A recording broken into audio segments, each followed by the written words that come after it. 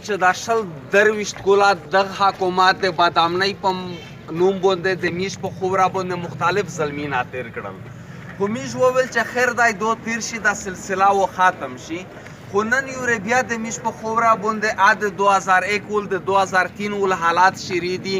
تاجرون اغوا کیږي، مالدار خلک اغوا کیږي، ټارګټ کیلینګ شری دی، بته و خستل کیږي، د پولیس ول قتل کیږي، په روډ باندې شل ساړي د راکټ سره روزي د ګاډي چیکینګ کو. نو دا یو خبره واضحه ده چې په جی ایچ کیو نه بعد په وزیرستان کې د دهشتګردۍ غوټه اډه دا بر جاوید سلطان کیمپ دی.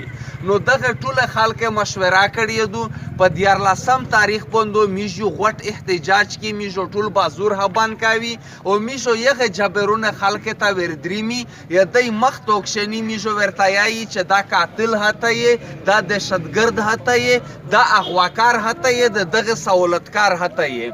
نو دغه د یو تنظیم یا د یو پارټۍ په مهنت باندې نه کیږي.